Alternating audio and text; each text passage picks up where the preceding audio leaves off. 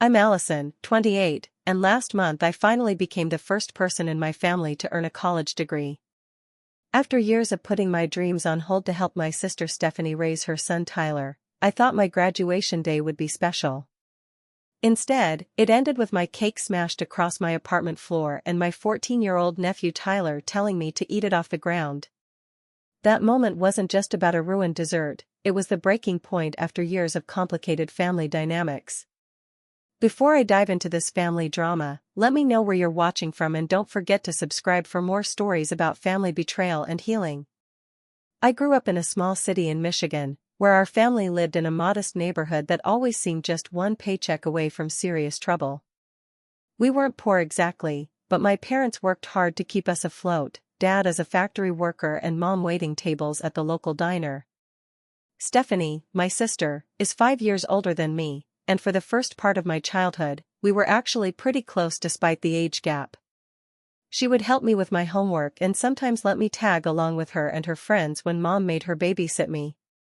Everything changed when I was 12. Dad announced he was leaving Mom for a woman he met at work. The divorce hit our mother Rebecca hard. She fell into a depression that medication only partially managed. Stephanie, who was 17 at the time, rebelled. She started staying out late, skipping school, and dating guys Mom wouldn't approve of.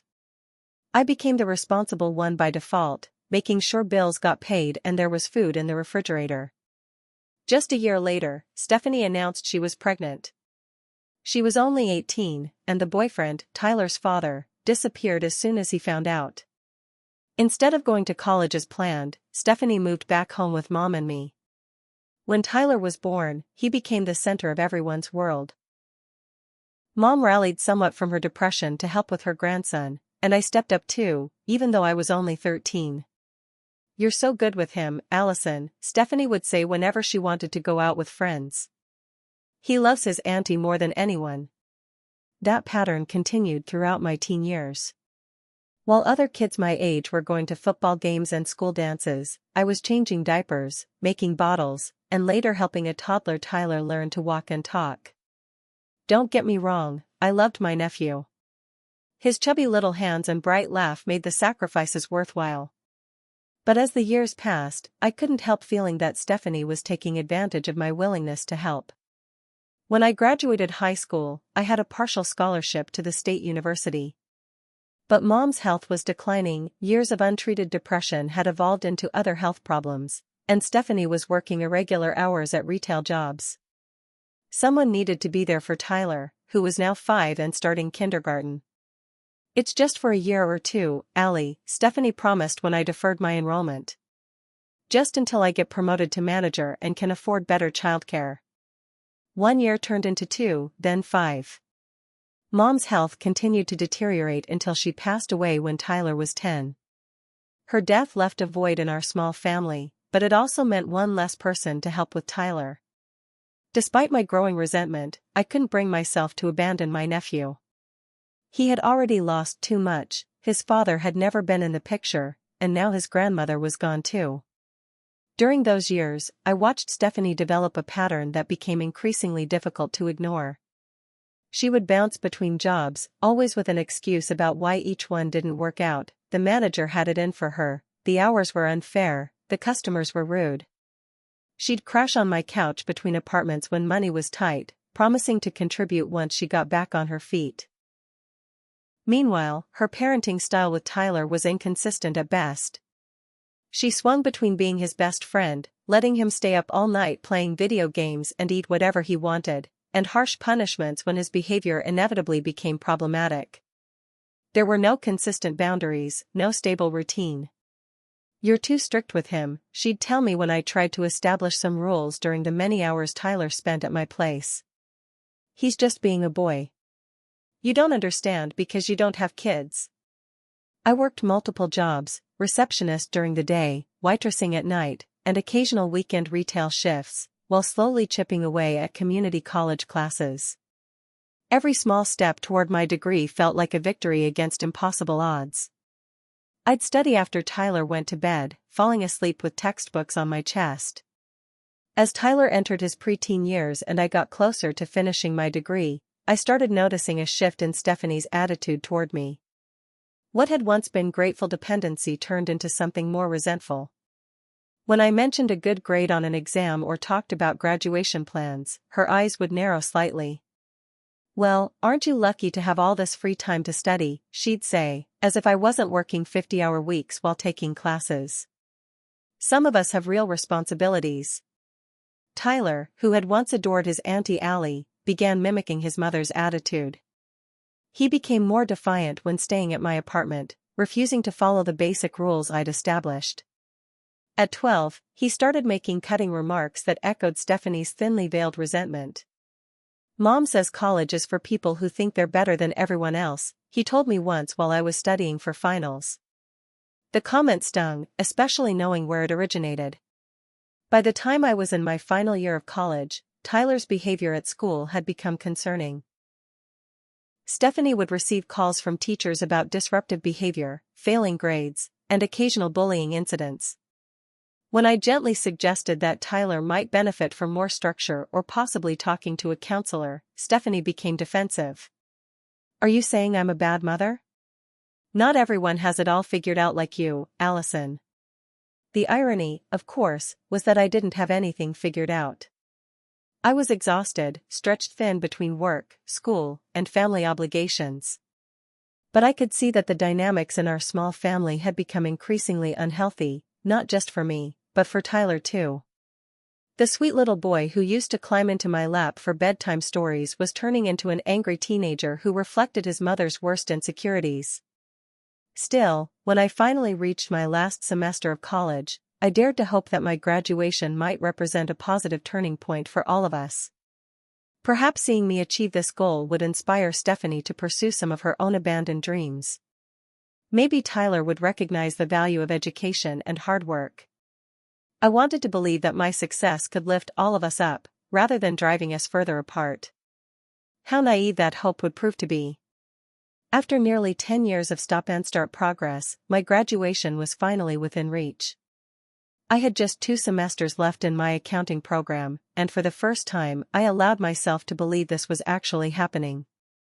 I had been accepted for a scholarship specifically for non-traditional students that would cover my final year, which meant I could reduce my work hours slightly and focus more on my studies.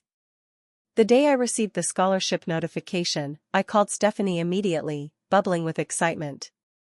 "That's great," she said, her voice flat. "I guess now you'll be too busy for family with all your fancy college friends." Her response deflated my joy, but I tried to brush it off. "No, it actually means I'll have more time because I won't be working as many shifts. Maybe we could do something fun with Tyler on weekends?" "He's got sports now," she replied dismissively. "He's not a little kid anymore who wants to hang out with his aunt." That conversation set the tone for my final year of school. As I immersed myself in advanced accounting courses and began applying for post-graduation jobs, Stephanie's attitude grew increasingly cold. She'd cancel plans at the last minute, claiming Tyler had other priorities. When we did get together, she'd make subtle digs about my privileged student life. "Must be nice to sit around campus all day while some of us have to work for a living," she'd say, conveniently forgetting that I was still working 30 hours a week while taking a full course load. Tyler, now 14, was fully embracing his teenage rebellion phase, but with a concerning edge that went beyond typical adolescent moodiness. His school called Stephanie regularly about his behavior, skipping classes, talking back to teachers, and getting into fights. I tried to connect with him during the increasingly rare times I saw him, but he'd respond with one-word answers or simply ignore me while staring at his phone. One evening when Stephanie asked me to watch him while she went on a date, I attempted to help him with his math homework. He was failing the class, and I thought my accounting background might be useful. "I don't need help from someone who thinks she's smarter than everyone else," he muttered, slamming his textbook shut. "Tyler, I don't think that at all," I said, hurt by his perception. "I just want to help you succeed." He looked at me with an expression that seemed too bitter for his young face. "Mom says you just want to show off how much better you are than us.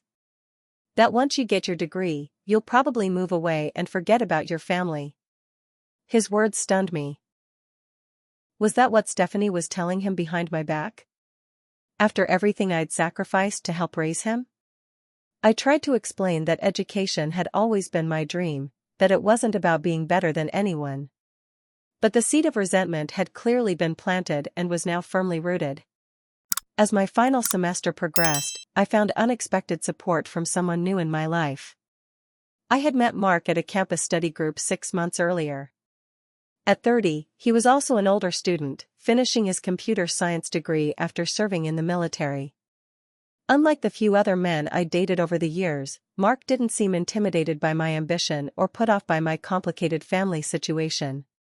"Your dedication to your sister and nephew is admirable," he told me after hearing my story. "But it's also okay to prioritize your own goals now." With Mark's encouragement, I began setting clearer boundaries with Stephanie. I stopped responding to non-emergency texts during class time. I declined to babysit on nights when I had major assignments due. Small steps, but they felt revolutionary after years of putting everyone else first. Stephanie noticed, of course. "I see how it is now," she said when I couldn't take Tyler for a weekend because I had a major project due. "Your new boyfriend and college are more important than family." "That's not fair," I replied, trying to keep my voice steady. "I've spent the last decade putting family first. I'm just asking for a few weeks to focus on finishing my degree." As graduation approached, I sent Stephanie and Tyler formal invitations to the ceremony. I'd earned honor status despite all the challenges, and the thought of walking across that stage with my family cheering me on brought tears to my eyes. After years of late-night studying, financial struggles, and balancing multiple responsibilities, I wanted them to witness this achievement that, in many ways, had been made possible through their support. Even if that support had been complicated. "We'll try to make it," Stephanie said non-committally when I called to follow up. "Tyler has a soccer game that might conflict." I checked the school sports schedule later. There was no soccer game that day. Still, I held on to hope. I reserved 3 tickets for the ceremony, for Stephanie, Tyler, and Mark. I ordered a special cake from a local bakery, splurging a bit on a custom design featuring an open book with first graduate written in icing. I planned a small celebration at my apartment after the ceremony, nothing extravagant, just a few snacks, some sparkling cider, and the cake to mark the occasion with the people who mattered most to me. The night before graduation, I called Stephanie to confirm the details one last time. "Actually," she said, her voice carrying that familiar tone that meant disappointment was coming, "Tyler's not feeling well. I think we'll have to skip the ceremony part, but we can probably make it to your place afterward for cake." I hung up and cried, for the little girl who had deferred her dreams to help raise her nephew, for the young woman who had worked double shifts to put herself through school while supporting her family, and for the almost graduate who just wanted her sister to be proud of her accomplishment. Mark held me while I sobbed, not offering empty reassurances, just steady presence. "Tomorrow is still your day," he said finally. "No matter who's in the audience." Graduation day dawned bright and clear, a perfect spring morning. I stood in front of my mirror in my small apartment bathroom, carefully applying makeup that wouldn't run if I got emotional during the ceremony. The black gown hung on the back of the door, the honor cords draped over the hanger. After all these years of struggle and sacrifice, the sight of that academic regalia still seemed somehow unreal. My phone buzzed with a text from Mark, "Ready whenever you are. My parents are excited to meet you." That was another surprise. Mark's parents had driven 3 hours to attend my graduation, despite having only met me once briefly. Meanwhile, my own sister couldn't be bothered to show up. I pushed the bitter thought away. Today was about celebration, not resentment. The ceremony itself passed in a blur of emotions. Sitting among my fellow graduates, most a decade younger than me, I felt a strange mix of pride and isolation. When my row stood to approach the stage, I scanned the audience reflexively, knowing I wouldn't see Stephanie or Tyler but hoping anyway. Instead, I spotted Mark and his parents, all 3 standing and applauding vigorously when my name was called. Allison Marie Carter, Bachelor of Science in Accounting, with honors.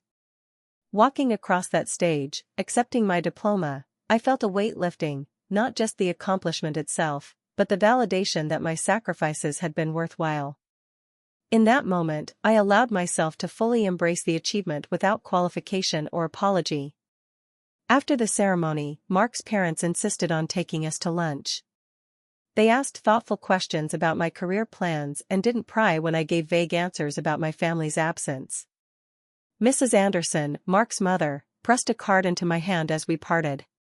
"We're so proud of you," she said warmly. "What you've accomplished is truly remarkable." Her words brought unexpected tears to my eyes. How long had it been since anyone had expressed simple pride in me without complication? Back at my apartment, I changed into a casual blue dress I'd bought specially for the celebration and began setting up the modest spread, a vegetable tray, some sandwich pinwheels, chips and dip. Mark helped me arrange everything while telling me about how his father had embarrassingly shown my graduation photo to their server at lunch.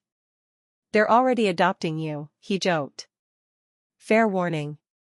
The centerpiece of the celebration was the cake I'd splurged on, a beautiful creation with "Congratulations Graduate" written in elegant script across the top, and a fondant graduation cap nestled between sugar flowers. The bakery had captured exactly what I'd wanted, something special but not ostentatious.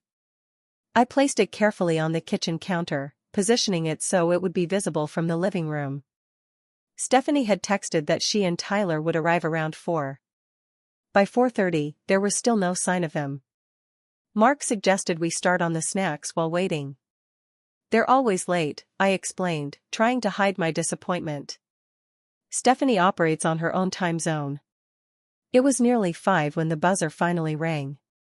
I pressed the intercom. "Come on up." When I opened the door, I immediately sensed something was off. Stephanie's smile seemed forced, and Tyler trailed behind her, head down, practically radiating teenage hostility. "Sorry we're late," Stephanie said, not sounding particularly sorry. "Traffic was a nightmare." "No problem," I replied brightly, determined to maintain a positive atmosphere. "I'm just glad you're here. Come in and have some food." I made introductions between Mark and my family, watching as he extended a friendly hand to Tyler, who barely looked up from his phone to acknowledge the greeting. Stephanie gave Mark an appraising look that made me uncomfortable, somewhere between flirtatious and calculating. "So you're the new boyfriend," she said. "Allison's been very mysterious about you." "Not mysterious," I corrected. "Just private until we got to know each other better." We moved to the living room, where the conversation progressed in awkward fits and starts. Mark tried valiantly to engage Tyler, asking about school and his interests, but received only monosyllabic responses. Stephanie dominated the conversation, somehow turning every topic back to her own challenges. "You wouldn't believe how hard it is to find decent work these days," she complained when Mark mentioned my job prospects. "Especially as a single mom. No one wants to be flexible with scheduling." I noticed Tyler growing increasingly agitated as the gathering continued. He kept shooting glances at his mother, who seemed oblivious to his discomfort. When I offered him some soda, he snatched the cup without a word of thanks. "Tyler," I said quietly. "Remember your manners, please." "Don't parent my kid, Allison," Stephanie snapped immediately. "He's fine." An uncomfortable silence fell over the room. Mark cleared his throat and suggested we move on to cake. "Great idea," I agreed, grateful for the diversion. "Let me get it ready." In the kitchen, I carefully placed candles on the cake, not traditional for graduation, but I wanted something to make a wish on. This milestone deserved a little extra celebration. I could hear Stephanie's voice from the living room, though I couldn't make out what she was saying. Whatever it was made Mark respond in a terse, low tone I rarely heard from him. When I returned carrying the cake, Stephanie was checking her phone with exaggerated interest while Mark sat with a tightly controlled expression. Tyler was pacing near the window, practically vibrating with tension. "Here we go," I announced, trying to recapture some festivity as I placed the cake on the coffee table. "It's not every day someone in our family graduates college." I didn't mean it as a dig at Stephanie, but I saw her stiffen. Still, I pressed on, determined not to let the mood derail this moment I'd worked so hard for. I just want to say thank you both for being here today, I began, looking between my sister and nephew. This achievement wouldn't have been possible without your support over the years. All those nights I got to study while Tyler hung out at my place, all the times we figured things out as a family, it all contributed to making this possible. Mark smiled encouragingly at me, but Stephanie's expression remained cool. Tyler had stopped pacing but was now standing directly behind the coffee table, staring at the cake with an intensity that made me nervous. Anyway, I continued, I'm just grateful to have finally reached this goal, and I'm excited for what comes next. I hope my achievement can show Tyler that with persistence. Show me what? Tyler suddenly interrupted, his voice cracking with emotion. That you think you're better than us now? Tyler. Stephanie admonished, though there was little genuine reproach in her tone. No, that's not what I meant at all, I said, startled by his outburst. I just meant that education is important, and what? We're just losers because Mom didn't go to college and I'm failing math? His face had flushed red, and I could see tears forming in his eyes despite his angry expression. Tyler, no one thinks that, Mark interjected calmly. Your aunt has worked incredibly hard, and she's just trying to celebrate a personal achievement. Stay out of this, Stephanie snapped at Mark. You don't know anything about our family. I felt the situation spiraling out of control but wasn't sure how to pull it back. Let's just take a breath, I suggested. This is supposed to be a happy occasion. Happy for you, maybe, Tyler muttered. Tyler, please, I said, reaching toward him. Let's just enjoy the cake and... What happened next seemed to unfold in slow motion. Tyler's face contorted with an emotion I couldn't quite name, rage mixed with hurt, perhaps, and before anyone could react, he lunged forward and shoved his hands beneath the cake platter. With one violent upward motion, he sent the cake flying into the air.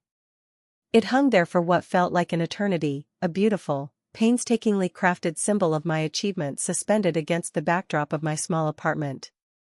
Then gravity took over, and it crashed onto the hardwood floor with a sickening splat, frosting and cake splattering in all directions. The silence that followed was absolute. We all stared at the destroyed cake, blue and white icing smeared across the floor, chunks of sponge scattered like debris after a natural disaster. My graduation cap topper lay broken near the TV stand. Then Tyler spoke, his voice trembling but defiant. You think you're better than us? Eat it off the ground. I felt as though I'd been physically struck. The cruelty in those words, coming from the child I'd helped raise, the boy I'd read bedtime stories to and nursed through fevers, left me breathless. Tears sprang to my eyes before I could stop them. Mark was the first to recover. That's completely out of line, he said, standing up. Apologize to your aunt right now. Tyler crossed his arms, looking to his mother for support. And Stephanie, to my utter disbelief, simply sighed as if mildly inconvenienced. Boys will be boys, she said with a dismissive wave. He's just going through a phase. Teenagers, you know? A phase? I repeated, finding my voice at last.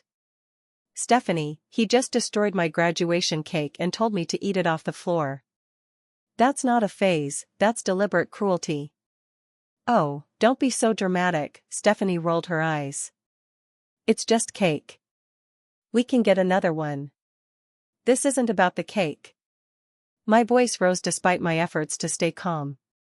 This is about respect. I've spent years helping raise Tyler, supporting both of you, and this is how he treats me on one of the most important days of my life? Tyler's posture shifted slightly, a flicker of shame crossing his face before hardening back into defiance. You only helped because you wanted to show how perfect you are, he muttered. Mom told me how you always looked down on us. I turned to Stephanie, stunned. Is that what you've been telling him? That I look down on you? Stephanie's expression turned defensive. Don't try to make this about me. I'm not the one making a big show about being the first college graduate, like the rest of us are just failures. I never said that. I'm proud of my accomplishment, Why can't you just be happy for me instead of making it into some kind of competition? Because everything has always been so easy for you. Stephanie exploded. The smart one, the responsible one, everyone's favorite. You think I don't see how people look at you versus how they look at me? Single mom who couldn't even finish high school versus Miss Perfect with her accounting degree. Mark placed a gentle hand on my shoulder, but I was beyond calming. Years of suppressed frustration came pouring out. Easy for me? Are you serious right now? I gestured around the apartment. I worked 3 jobs while taking night classes for nearly a decade. I put my life on hold to help raise your son while you went out partying. And now that I've finally achieved something for myself, you've poisoned Tyler against me instead of teaching him to be supportive. Don't you dare criticize my parenting, Stephanie snarled. Tyler, we're leaving. I knew coming here was a mistake. Tyler seemed caught between relief and confusion, his earlier bravado faltering as he watched the adult conflict unfold. For a moment, he looked like the little boy I remembered, uncertain and searching for guidance. Stephanie, wait, I said, trying to de-escalate. We need to talk about this. Tyler needs to understand that his behavior was unacceptable. What he needs is to get away from your judgmental attitude, she retorted, grabbing her purse. Come on, Tyler. As they moved toward the door, Mark spoke up. Allison has done nothing but support you both for years. She deserves better than this. Stephanie paused at the door, her expression cold. Stay out of family business you know nothing about. And Allison, don't bother calling until you're ready to apologize for your holier-than-thou attitude. Me apologize? I was incredulous. For what? Celebrating my graduation? For thinking you're better than us just because you have some piece of paper now. She yanked the door open.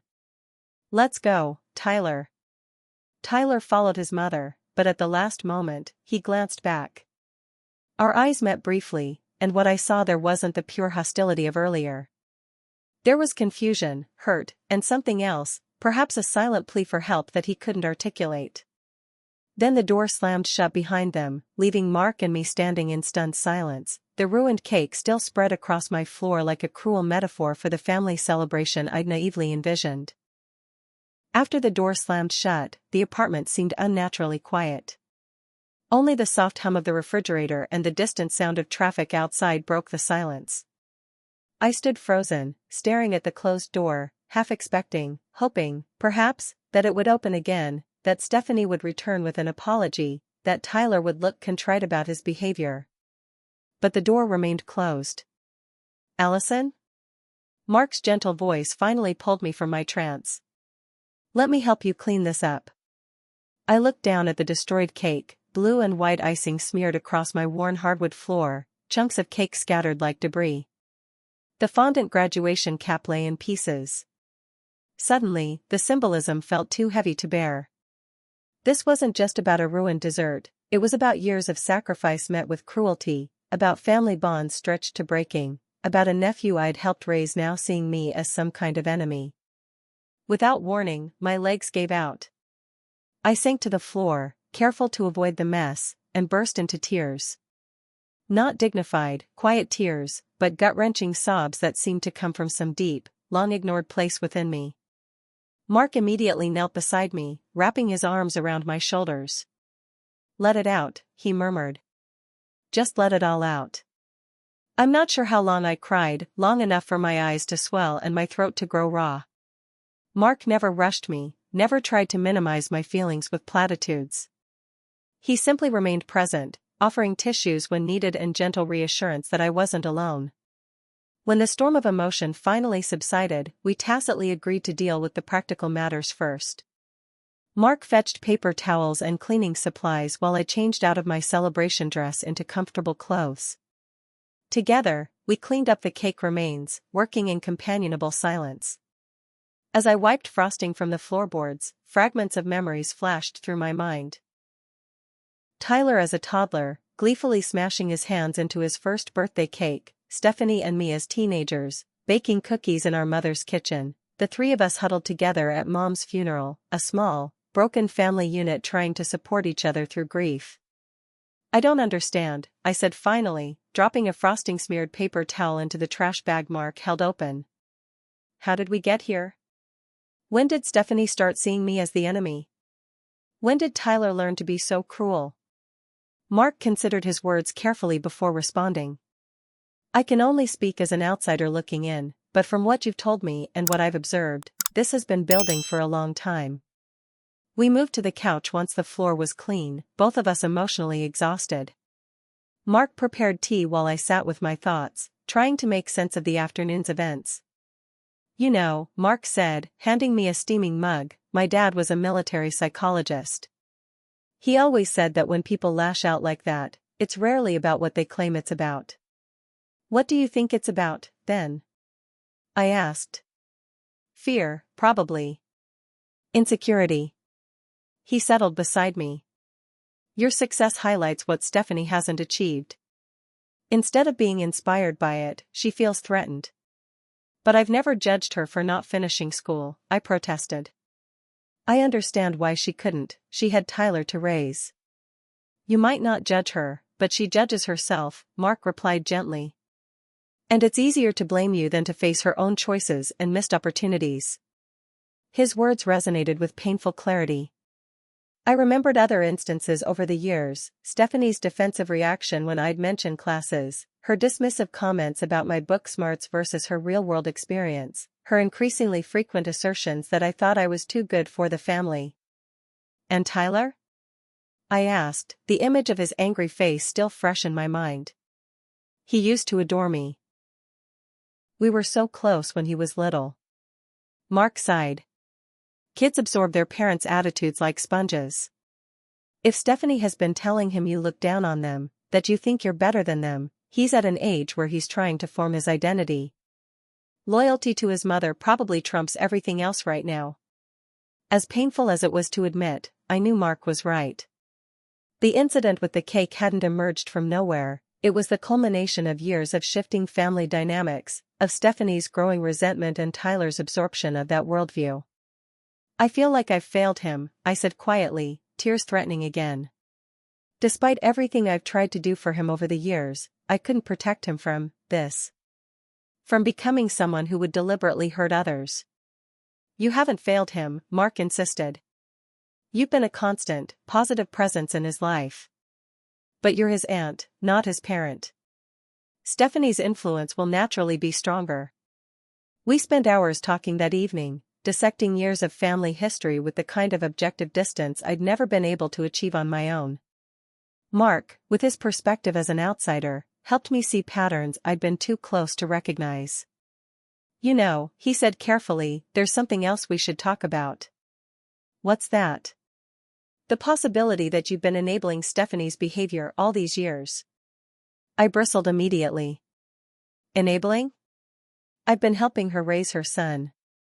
I've been supporting my family. Yes, he acknowledged, but at what cost to yourself?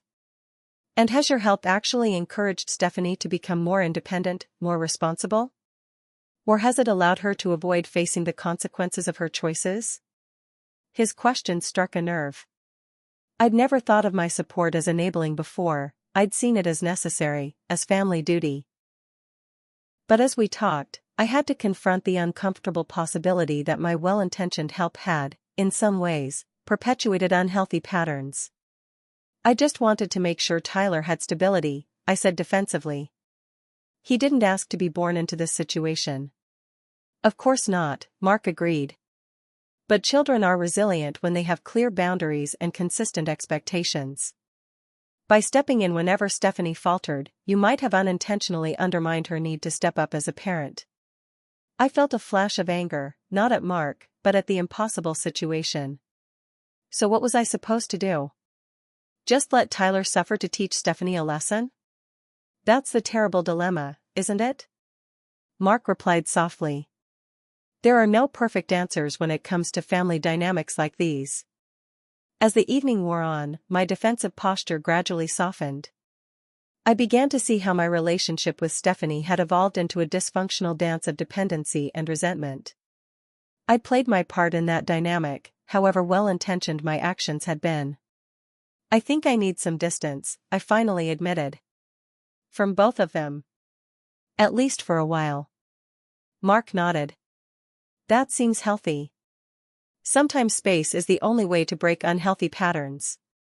The decision brought both relief and profound sadness. After years of making my sister and nephew central to my life, the thought of stepping back felt like both a betrayal and a necessary act of self-preservation. What if Tyler needs me? I asked, voicing my deepest fear. He knows how to reach you, Mark reminded me. And sometimes the people who push us away the hardest are the ones who need us most. But you can't help either of them if you're emotionally depleted yourself.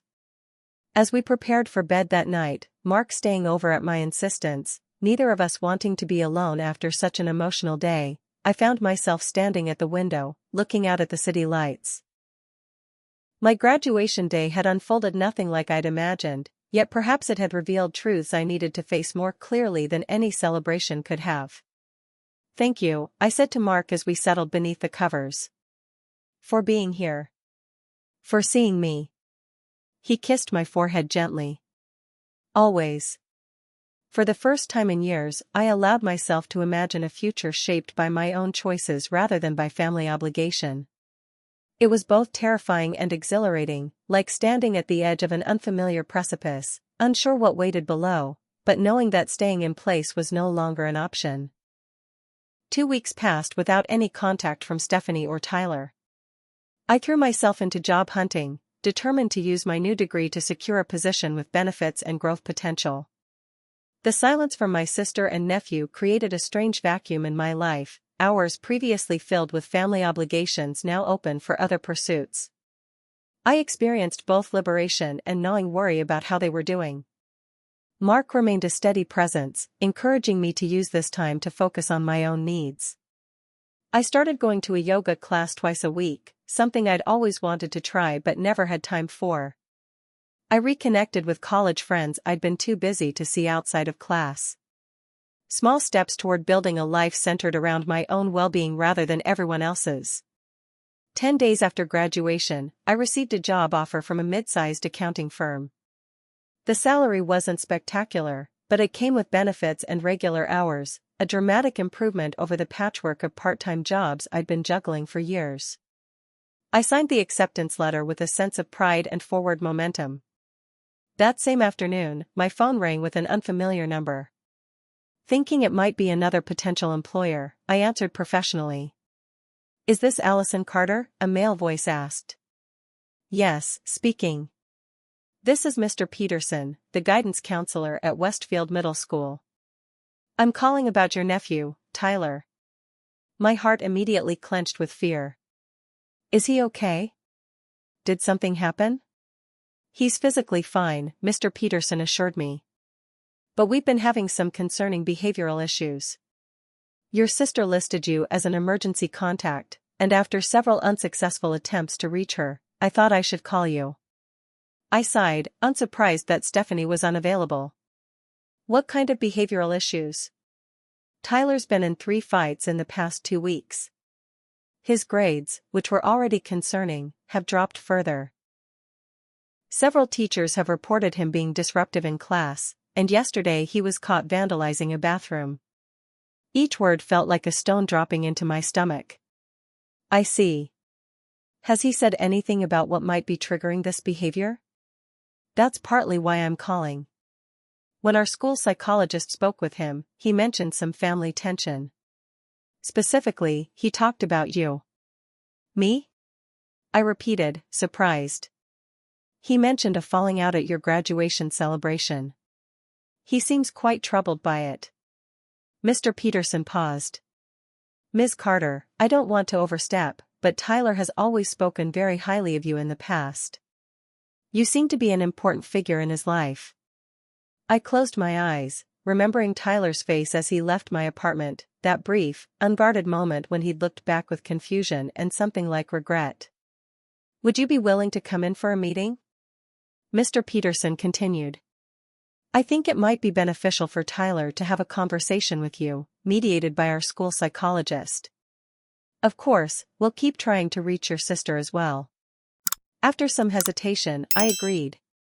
Despite my resolve to maintain distance, I couldn't ignore Tyler's obvious distress. We scheduled the meeting for the following afternoon.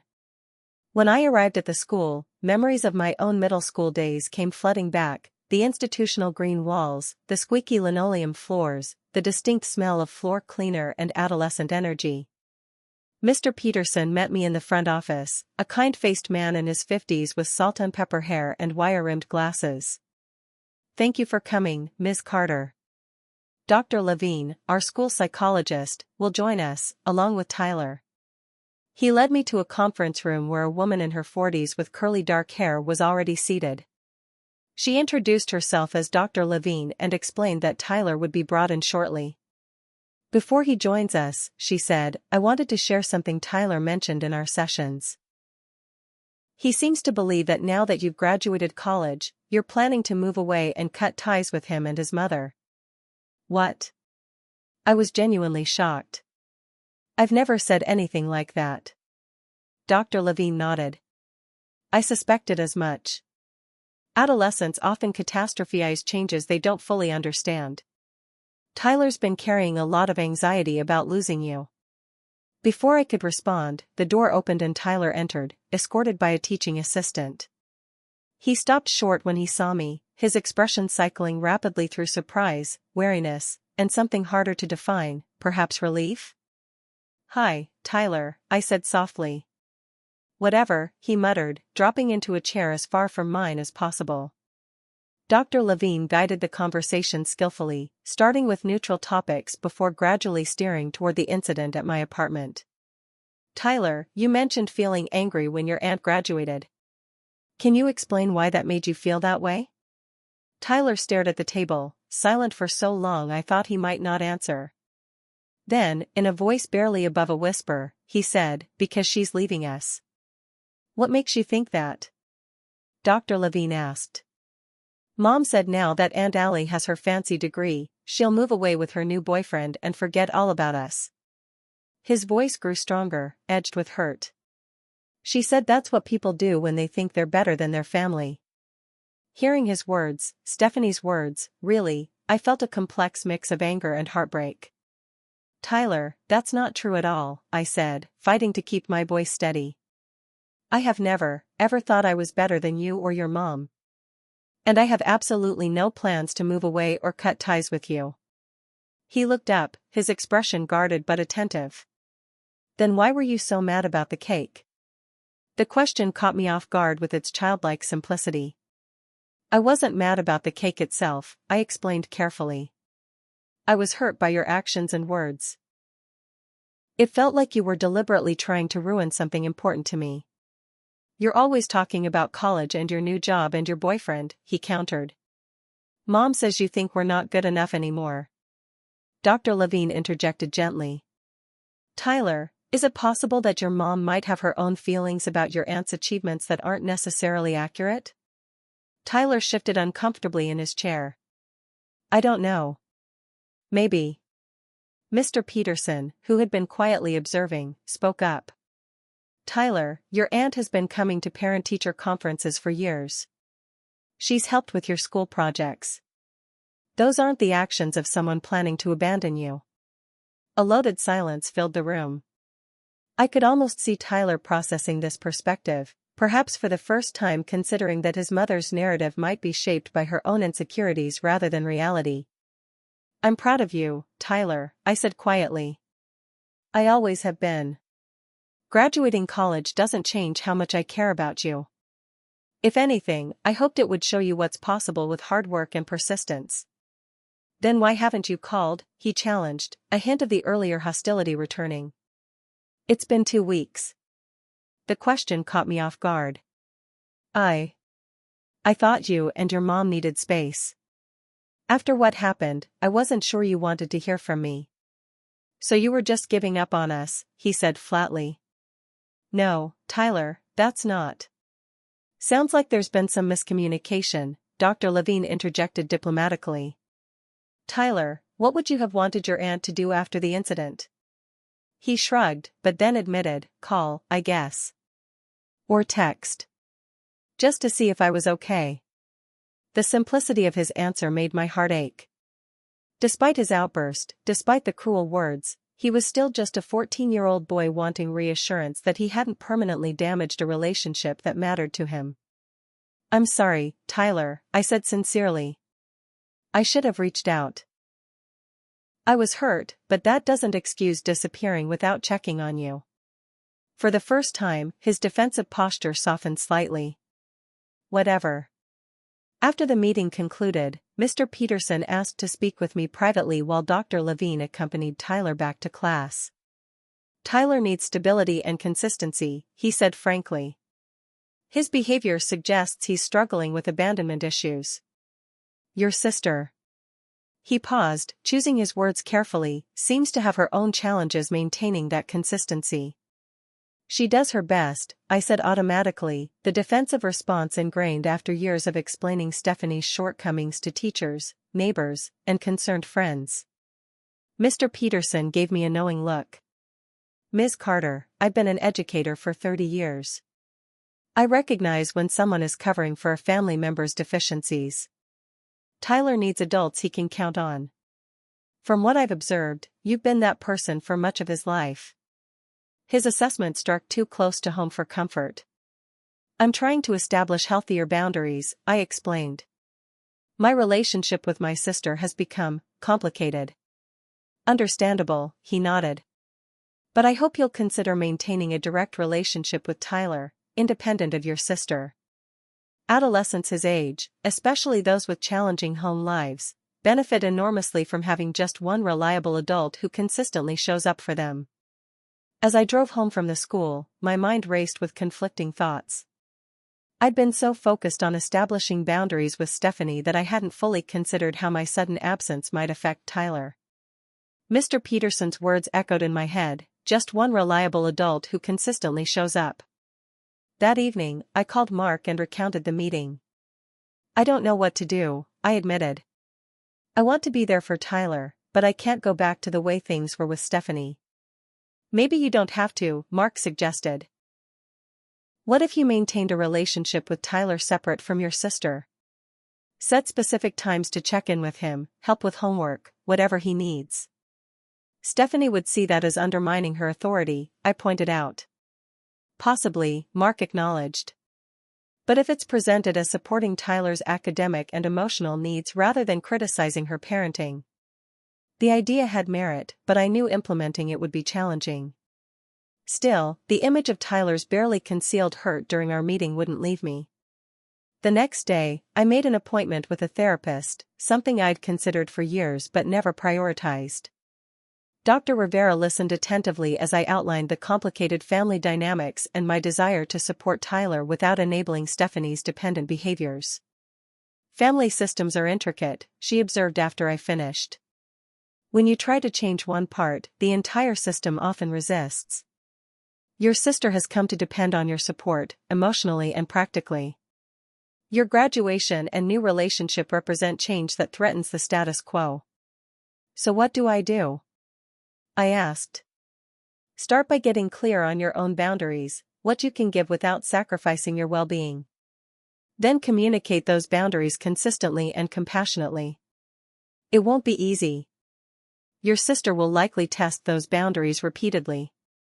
"And Tyler?" Dr. Rivera considered this. "Children often get caught in adult dynamics they don't fully understand. Be honest with him, appropriate to his age. Let him know your boundaries aren't about rejecting him, but about creating healthier relationships for everyone." With this professional guidance, I began formulating a plan for reconnecting with Tyler while maintaining necessary distance from Stephanie's manipulations. When I shared my thoughts with Mark later that evening, he was supportive but concerned. "I'm worried about you getting pulled back into old patterns," he admitted. "You've made so much progress toward building your own life." "I know," I acknowledged. "But completely cutting Tyler out isn't the right answer either." Mark squeezed my hand. "Just be careful. And remember you don't have to figure this all out alone anymore." His words warmed me, a reminder that my support system had expanded beyond just family. With new perspective and professional guidance, I felt ready to attempt a careful reconciliation, one built on healthier foundations than before. After careful consideration and another session with Dr. Rivera, I decided to reach out to Stephanie directly. This conversation needed to happen face-to-face, not over text or phone where nuances could be lost. I suggested meeting at a coffee shop, neutral territory where neither of us would have the home field advantage. To my surprise, Stephanie agreed readily. Fine, she texted back. Beans and brew on Elm at 2 tomorrow? The following afternoon, I arrived 15 minutes early, choosing a table in the corner where we could have some privacy. My stomach churned with anxiety as I rehearsed the talking points Dr. Rivera had helped me prepare. This wasn't about winning an argument or assigning blame, it was about establishing clear boundaries while leaving room for healing. Stephanie arrived right on time, looking tired but defiant. Her hair was pulled back in a messy ponytail, and she wore the uniform from the diner where she'd recently started working. Thanks for meeting me, I began after she'd gotten her coffee. Mr. Peterson called, she said immediately, defensive. Said you had some meeting about Tyler without even telling me. I took a deep breath, reminding myself not to get drawn into accusations. The school tried to reach you multiple times. I was called as the emergency contact. My phone was off for a few days, she muttered. Billing issue. Rather than pointing out that this was exactly the kind of inconsistency that concerned the school, I nodded. I understand. That happens. Stephanie seemed taken aback by my lack of judgment. She stirred her coffee unnecessarily, avoiding my gaze. So what did they say about Tyler? He's been having some behavior issues. Getting into fights, disrupting class. I paused. He's struggling, Steph. And part of it stems from what happened at my graduation celebration. That again? She rolled her eyes. It was just a cake, Allison. Let it go. It wasn't just the cake, I said firmly. It was what the incident represented. Tyler believes that now that I've graduated, I'm planning to abandon both of you. He said you told him that's what happens when people think they're better than their family. A flush crept up Stephanie's neck. I never said exactly that. But something similar? I pressed gently. She shifted uncomfortably. Look, you're the one who's been pulling away. All these boundaries suddenly, when for years you've been there whenever we needed you. That's part of what we need to talk about, I said. I've realized that our relationship has developed some unhealthy patterns. I've enabled dependency rather than encouraging independence. That's not good for any of us, including Tyler. Enabled? Stephanie's voice rose slightly. So now I'm what, some kind of addict you've been enabling? That's not what I meant, I backtracked. I just mean that I've been so focused on helping that I haven't given you space to handle things your own way. And in the process, I think I've overstepped sometimes. This reframing, taking some responsibility rather than placing all blame on her, seemed to diffuse Stephanie's defensiveness slightly. Tyler really misses you, she admitted after a moment, surprising me. He won't say it, but I can tell. He keeps asking if you've called when I'm not around. Her admission created an opening. I miss him too. And you, Steph. But things can't go back to the way they were. It wasn't healthy for any of us. So what are you suggesting? I laid out the plan I'd developed with Dr. Rivera's help, specific times I could help Tyler with homework or take him for activities, clear boundaries about financial support, and a suggestion that we both consider family therapy to address the underlying issues. Stephanie's initial reaction was predictably resistant. Therapy? We don't need some stranger telling us how to be a family. Think of it as having an objective third party help us communicate better, I suggested. Someone who doesn't take sides but helps us understand each other's perspectives. She stared into her coffee. And if I say no to all of this? I had prepared for this question. Then I'll need to maintain more distance to protect my own well-being. I'll still be there for emergencies, but I can't continue in the same capacity I have been. That sounds like an ultimatum, she said, an edge returning to her voice. It's not meant to be. It's about being honest about what I can sustainably offer. I leaned forward. Steph, I love you and Tyler. That hasn't changed and won't change. But the way we interact needs to, for all our sakes. For a long moment, she said nothing, and I braced myself for another angry outburst. Instead, to my astonishment, her eyes welled with tears. I'm scared, Allie, she admitted in a small voice. I don't know how to do this without you. I've never been good at the responsible stuff like you are. The vulnerability in her confession caught me off guard. In all our years of complicated interdependence, Stephanie had rarely acknowledged her reliance on me so directly. You're more capable than you give yourself credit for, I told her gently. And I'm not disappearing. I'm just suggesting we create a healthier dynamic. She wiped at her eyes with a napkin. Tyler's counselor at school said something similar. That I need to be more consistent with boundaries. A hint of her usual defensiveness returned. Easy for everyone else to say. They're not single parents. No, they're not, I acknowledged. And what you do is incredibly hard. But that's why getting some support through therapy might help. You don't have to figure everything out alone. By the end of our conversation, Stephanie had reluctantly agreed to try family therapy, though she made it clear she was doing it primarily for Tyler's sake. We set up a schedule for me to help Tyler with homework twice a week and take him for activities on occasional weekends. Clear boundaries, clear expectations. The first therapy session the following week was predictably tense. Tyler sat slouched between Stephanie and me, his expression alternating between boredom and wariness. The therapist, Dr. Garcia, was a calm, middle-aged man who seemed unperturbed by our family's obvious dysfunction. Let's start by acknowledging that everyone here wants what's best for Tyler, he began. Even if you disagree about what that looks like. Over the next hour, Dr. Garcia skillfully guided us through an initial assessment of the family dynamics. Tyler remained mostly silent until directly asked about the cake incident. I didn't mean to, he mumbled, staring at the floor. You didn't mean to what? Dr. Garcia prompted. I didn't mean to wreck everything, Tyler clarified, his voice catching. I was just mad. What were you mad about? The therapist asked. Tyler glanced at his mother, then at me. I heard Mom on the phone telling her friend that Aunt Allie would probably move away with her new boyfriend now that she has her degree. That she'd forget about us because she's embarrassed by us. Stephanie flushed red. I never said I was sure about that, she protested. I was just worried it might happen. Why were you worried about that? Dr. Garcia asked her. Because that's what happens, she said bitterly. People move up and move on. They don't stay connected to the people who hold them back. Has Allison ever given you reason to believe she sees you and Tyler as holding her back? Stephanie hesitated. Not explicitly, no. But what? Everyone else has, she admitted. My high school friends who went to college, my ex-boyfriends who wanted me to give up custody so we could live freely. Everyone eventually gets tired of dealing with a single mom and her problematic kid.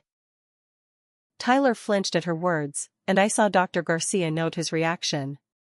So this fear isn't necessarily about Allison specifically, but about a pattern you've experienced with others? Stephanie nodded reluctantly. And Tyler, Dr. Garcia turned to my nephew. When you heard your mom's fears, you believed them to be facts.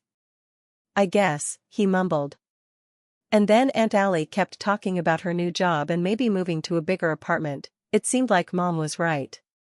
I felt my heart breaking as I realized how my excited plans for the future had been interpreted through the lens of abandonment fears that both Stephanie and Tyler carried.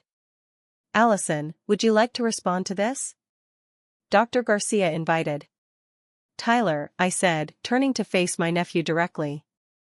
I am so sorry that my words made you feel I was planning to leave you behind. That has never been my intention. Yes, I'm excited about new opportunities, but they've never included cutting you out of my life.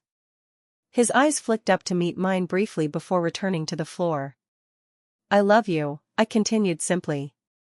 That doesn't change because I graduated or got a new job or started dating someone. And while I need to establish some healthier boundaries, that doesn't mean abandonment. By the end of that first session, we had made modest but meaningful progress. Tyler offered a reluctant but seemingly genuine apology for the cake incident. Stephanie acknowledged that her fears about abandonment had influenced Tyler's behavior. I committed to being clearer about my intentions and plans. As we left the therapist's office, Tyler hesitated beside me while Stephanie went ahead to start the car. I really am sorry about your cake, he said quietly. It was special. Thank you for saying that, I replied, resisting the urge to hug him, knowing he might not welcome such a gesture yet. And just so you know, I've never been embarrassed by you or your mom. Not once. He nodded slightly, then hurried to catch up with Stephanie. It was a small moment, but it felt like the first crack in the wall that had formed between us. Over the following weeks, we settled into our new arrangement. Twice-weekly homework sessions with Tyler revealed that he was struggling significantly with math and science, explaining some of his academic frustrations. I hired a tutor to work with him on the subjects I wasn't equipped to help with, a concrete way to support without overstepping. Stephanie initially bristled at what she perceived as criticism of her parenting, but gradually came to accept the help when she saw Tyler's grades improving. The family therapy sessions continued, sometimes productive, sometimes frustratingly circular, but always forcing us to communicate more honestly than we had in years. One evening, about 6 weeks after our first therapy session, I arrived at Stephanie's apartment to pick up Tyler for our scheduled Saturday activity, a college basketball game Mark had gotten tickets for. Tyler was ready, wearing a team jersey Mark had given him the previous week. He's been ready for an hour, Stephanie commented with a wry smile. Wouldn't even play his video games in case he lost track of time. Her tone lacked the usual edge of resentment, and I risked a small joke. Who is this organized child and what has he done with Tyler? To my relief, she laughed. The therapist has him using this planning app thing. It's actually helping, I hate to admit. As Tyler joined us, I noticed the apartment looked tidier than usual. A calendar hung on the refrigerator with color-coded entries. A workspace had been set up in the corner of the living room with Tyler's school materials neatly arranged. You've made some changes, I observed. Stephanie shrugged, but I could tell she was pleased I'd noticed. Dr. Garcia suggested some structure might help with Tyler's anxiety. Turns out it helps with mine too. It was a small admission, but significant, Stephanie acknowledging that she too might benefit from the therapy process. As Tyler and I headed out, I felt cautiously optimistic that we were moving, however gradually, toward a healthier family dynamic. 3 months after the cake incident, the contrast in our family dynamics was subtle but meaningful. Tyler's school reported fewer behavioral incidents, and his grades had improved from failing to mostly CS with a few Bs. Stephanie had maintained her job at the diner for a record 3 months without quitting, and had recently been promoted to shift supervisor. Our weekly therapy sessions continued, sometimes challenging but increasingly productive. Mark suggested we host a small dinner at my apartment, a quiet celebration of both my graduation and our family's progress. Initially, I hesitated, worried about reopening old wounds or setting unrealistic expectations. It doesn't have to be elaborate, Mark assured me. Just a simple meal, no pressure, no ceremony. A way to create a new, positive memory to replace the last gathering. After discussing it with Dr. Garcia, who thought it might serve as a useful milestone in our healing process, I extended the invitation to Stephanie and Tyler. To my relief, they accepted without apparent reservation. The evening of the dinner, I deliberately kept everything low-key, takeout from our favorite Italian place rather than home cooking, casual seating in the living room rather than a formal table setting, and absolutely no cake. Mark arrived early to help arrange things, his steady presence a calming influence on my pre-gathering nerves. Everything looks great, he assured me, squeezing my hand. Remember, progress not perfection. When Stephanie and Tyler arrived, I was surprised to see Tyler carrying a small, flat package wrapped in blue paper. We brought you something, Stephanie said, looking uncharacteristically nervous. Tyler's idea. Tyler thrust the package toward me awkwardly. It's no big deal. Just, yeah. I unwrapped it carefully to find a handmade card. The front featured a drawing of a graduation cap with surprisingly detailed tassels. Inside, Tyler had written, "Sorry about your cake. Congratulations on graduating. You worked really hard and deserved better than what I did. Tyler." Below his message, Stephanie had added, "So proud of you, sis. Thanks for not giving up on us. Steph." The simple sincerity of the card brought immediate tears to my eyes. "Thank you both," I said, not bothering to hide my emotion. "This means a lot to me." Tyler shrugged, clearly uncomfortable with the sentiment but also pleased by my reaction. Mr. Peterson helped me with the drawing part during lunch period. The evening progressed with a naturalness I hadn't dared hope for. We ate, talked about Tyler's improved grades, Stephanie's promotion, and my new job. Mark shared amusing stories about his first accounting internship that had Tyler genuinely laughing. When Stephanie offered to help clean up after dinner, I caught a glimpse of what our relationship could be, sisters supporting each other as equals rather than locked in a dependent dynamic. Later, while Tyler showed Mark his progress in a game on his phone, Stephanie and I had a moment alone in the kitchen. "This is nice," she said, gesturing vaguely around the apartment. "Different, but nice." "It is," I agreed. "I wasn't sure we'd get here after everything." Stephanie nodded, her expression turning serious. "Dr. Garcia said something in our individual session that really hit home. He asked what kind of relationship I wanted Tyler to see modeled between adult siblings. What patterns I wanted him to carry into his own relationships someday." I leaned against the counter, considering this. "That's a powerful question." "Yeah."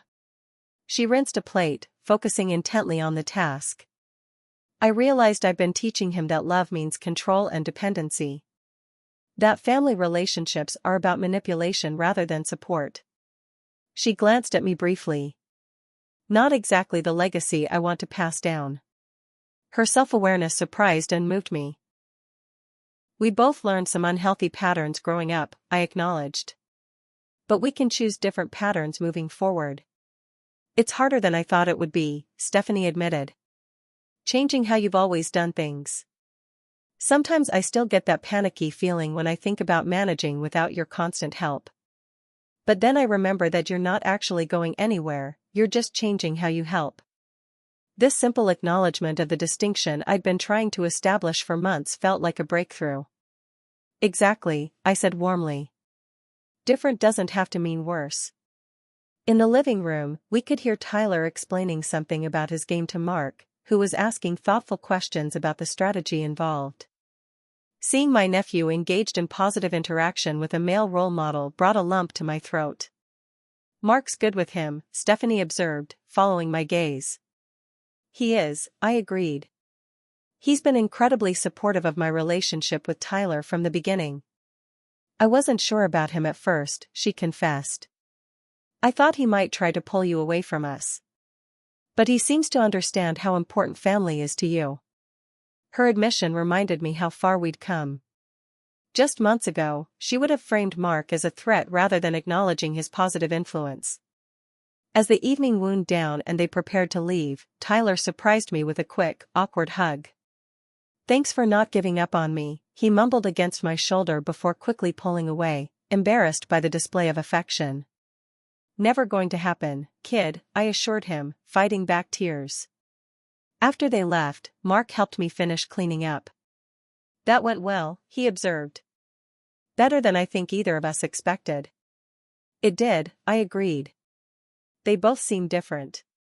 "More. I don't know, grounded maybe?" "You seem different too," he pointed out, wrapping his arms around me from behind as I loaded the dishwasher. "More at peace." His observation gave me pause. He was right, the constant undercurrent of anxiety that had accompanied my relationships with Stephanie and Tyler for years had diminished. I still worried about them, still wanted to help, but the desperate need to fix everything, to be everything for them, had eased. I acknowledged, turning to face him. I've realized I can love them without being responsible for their every happiness or challenge. That's been liberating. Mark smiled. That's what healthy boundaries look like. Love without codependency. The following weekend, Tyler called me on his own initiative, a first in our new relationship dynamic. He had a science project due and wondered if I could help him research renewable energy sources. The fact that he'd reached out directly rather than going through Stephanie represented significant progress in his taking responsibility for his own academic needs. As we worked on his project at the library, I noticed a change in his engagement level. Rather than the sullen compliance he'd shown in earlier homework sessions, he asked thoughtful questions and took notes without prompting. Mr. Peterson says I might be able to take advanced science next year if I keep my grades up, he mentioned casually as we compiled his bibliography. That's fantastic, Tyler, I responded, careful not to overdo my enthusiasm and trigger his teenager's allergy to adult approval. You've always had a good mind for how things work. He shrugged, but I could tell he was pleased. Yeah, well. Mom's been better about making sure I have time to study instead of just playing games all night. And the tutor you got helps a lot. His matter-of-fact acknowledgement of the positive changes in his home life spoke volumes about Stephanie's efforts to provide more structure and support. You know, he said hesitantly, not looking up from his notebook, Mom's been different lately. Less stressed or something. I've noticed that too, I agreed. The therapy seems to be helping her. Tyler nodded. She doesn't freak out as much about money now that she has the supervisor job. And she's been taking this online class thing for restaurant management. This was news to me. She has? Yeah, some certificate program. She says maybe she could be an assistant manager someday at a better restaurant. Make more money. I felt a surge of pride in my sister. She hadn't mentioned pursuing additional education, perhaps not wanting to seem like she was copying my path or fearing judgment if she didn't complete the program. That's really great, Tyler. Your mom is smart. She could definitely do that if she wants to. As our conversation continued, I realized that the crisis point we'd reached at my graduation had indeed been necessary, painful but ultimately beneficial in forcing us to confront the unhealthy patterns that had defined our family for too long. The smashed cake had, ironically, created an opportunity to build something better from the ground up. In our next family therapy session, Dr. Garcia asked each of us to reflect on what we'd learned over the past 3 months. I've learned that boundaries aren't about rejection, Stephanie said thoughtfully. They're about respect, for yourself and others. I've learned that growing up doesn't have to mean growing apart, I offered. It can mean growing together in healthier ways. Tyler, still less comfortable with emotional articulation, considered the question longer. I guess I've learned that being mad at someone doesn't fix anything, he said finally. And that saying sorry actually helps, even when it's hard. Dr. Garcia smiled. Those are powerful lessons. The work you've all been doing shows tremendous courage and commitment. As we left the session, walking together to the parking lot in comfortable silence, I reflected on the journey we'd traveled since that disastrous graduation day. The cake incident, Tyler's cruel words and gesture, had seemed like an ending at the time. Instead, it had become a beginning, the catalyst for necessary change that none of us had been brave enough to initiate on our own. Mark was waiting for me outside, leaning against his car with a smile that still made my heart skip. Seeing him there, I felt a profound gratitude for how my life had expanded beyond the narrow confines of family obligation. I had a fulfilling job, a loving partner, and now, increasingly, a family relationship based on choice rather than duty. Ready? He asked as I approached. I glanced back at Stephanie and Tyler walking toward their own car, engaged in easy conversation, a mother and son navigating a new, healthier relationship one day at a time. Yes, I said, turning back to Mark with a smile. I think I am. So if you've ever had a family moment that seemed catastrophic in the moment, a holiday dinner erupting into chaos, a celebration ruined by conflict, or yes, Even a graduation cake smashed across the floor, remember that sometimes destruction creates space for something new to grow. Sometimes it takes a cake smashed on the floor to build a foundation for something better. Have you ever experienced a painful family moment that ultimately led to positive change? Let me know in the comments below. And if you found this story helpful or relatable, please like, subscribe, and share with someone who might need to hear that family healing is possible, even after the most painful moments. Thank you for listening to my journey, and remember that even the messiest family dynamics can be transformed with patience, boundaries, and professional support when needed.